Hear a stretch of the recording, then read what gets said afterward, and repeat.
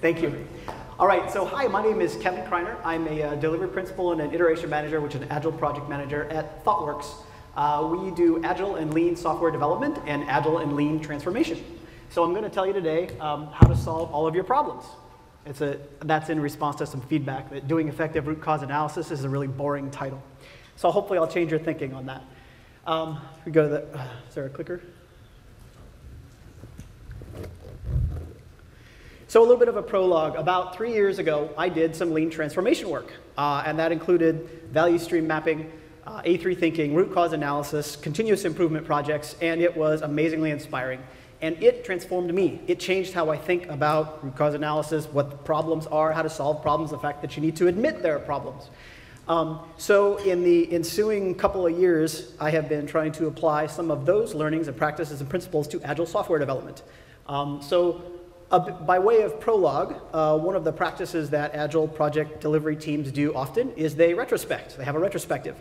So when I went to my next client, I had the good fortune to sit in on a retrospective.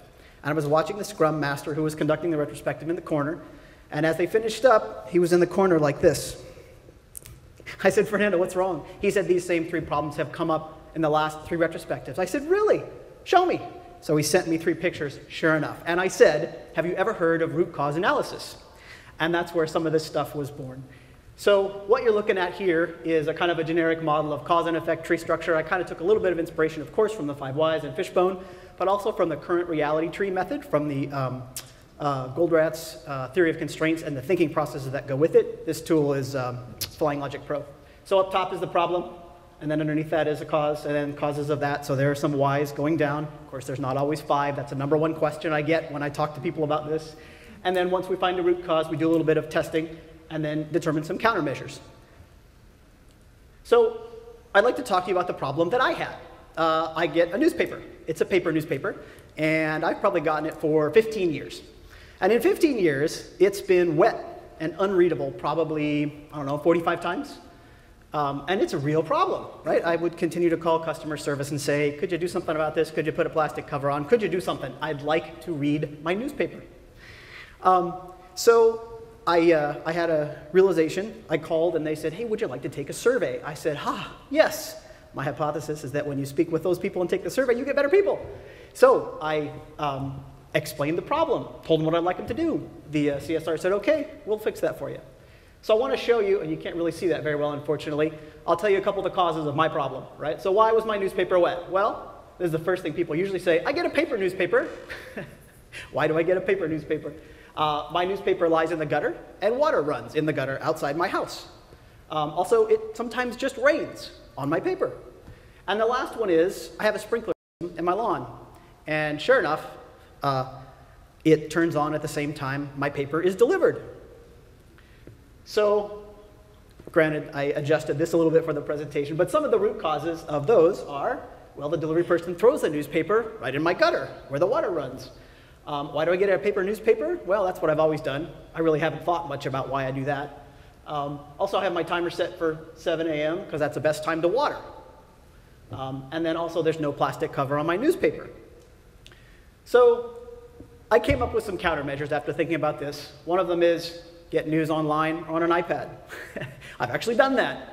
Ask customer service if they could put a plastic cover on my paper. I told them how to solve my problem. And then set my watering timer to 8 a.m. So if we go back to my story, remember the customer service representative said, yes, we'll take care of that. So here's what they did. I was laying in my bed on a Saturday morning. My whole family's asleep. And I hear this. All woke up. My kids come in screaming. Turns out the customer service person had the delivery person throw the paper up on my front porch, which was covered. So my paper was no longer wet. However, it woke us all up at 5 a.m. on a Saturday morning. So that's actually why I use the term countermeasure, because it caused a new problem. So this is kind of a trivial example. But what I wanted to bring up was that in working with agile software development teams or people who haven't done any of this before, I found a really good place to insert some root cause analysis thinking. And that is if you have a retrospective. You're typically working with people to say, what went well? What could we improve on? Right? What were the problems? And what action items do we take? So The team has a list of problems. If you can get them to rank the list of problems by dot voting or something like that, then you have a problem that you can put at the top of a root cause analysis tree. It's a wonderful place to inject a new process on the heels of something very familiar and that people do, at least in agile development circles, all the time. So why? Why did I do this? Why am I so passionate about this? So first of all, the same problems keep recurring. Remember my Scrum Master, right? He was devastated. And that was only a very, very small example. If we look at that retrospective format, to me, we kind of skip the root cause analysis part right here. We go straight to the countermeasures. Oops, sorry. And the importance of cause and effect. Because in the end, what we all want to do is know that if we go take some action, there are going to be some results. We want to know if they're helping or hurting, if they're leading us towards our goal, right? You heard the fellow from Ingersoll Rand today talk about you want to make sure in the guise of lean problem solving, standard work, that if you go take some steps, you're going to get some effect. That's exactly what we want to do. Because if we can't tell that, how do we know if we're achieving our goal? And so I've also found, and here's the kicker, that root cause analysis can transform people. And here's how. Number one, it gets people talking about the problems they have. It's no longer my problem as the project manager or the person writing down the results of the retrospective, but it actually gets management and team, the people that do the work are talking about what the problems are with the people that can help them, themselves and higher up. The other one is sometimes I've found that people think there's only one solution, one cause for a problem. There are many, and many causes for those. That's where the tree structure comes from. And then also multiple countermeasures. So if you get down to 5 root causes, you might have 15 countermeasures.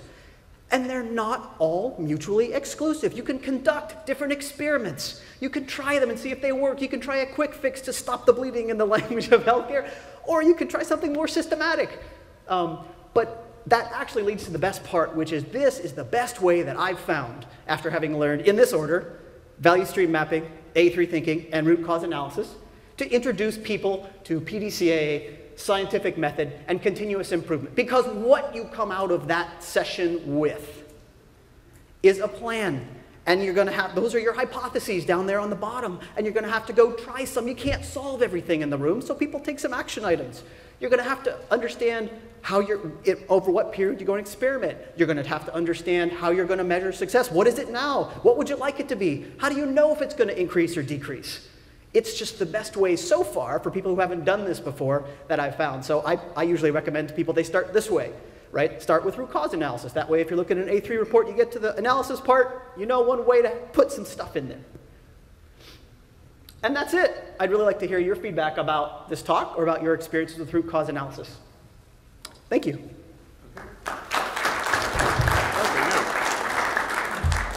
Now, the instructions were that you were supposed to speak for exactly 10 minutes.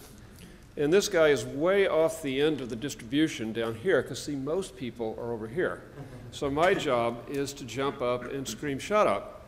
Whereas here, my job is to fill space, because that only took 5 minutes. But that's okay. Everybody knows I can fill space. Okay. Well, now look, let's imagine a world which is not the world we live in which all of this is just automatic. Okay, so that's over here. Everybody is very good at root cause. Okay? And then we move over to the world where we live, which is, by the way, the other end of the distribution, where everybody is really good at jumping to solutions. Okay? Right? So how do you get from the world of jump to solutions to the world of, we get to the real, if you will, root cause? And look, there's always something below, but nevertheless, where you have countermeasures that are actually going to have some effect on the cause. All right, so I'll just define that as you've gone far enough in drilling down on whys. When you get to a countermeasure that's actually going to have a significant positive impact on the cost. Okay? So as an educational process, how do we do that? You've been out there trying to do this. So what have you learned? Yeah, so a couple things. The first, and this is what I was trying to point out with the retrospective, is find a process into which you can insert this. I don't know, I mean, it sounds like you guys started doing some retrospective. You know, take a chance, talk with your team, set up some time where you say what worked, what didn't work, right? Generate a list of problems, have them rank those.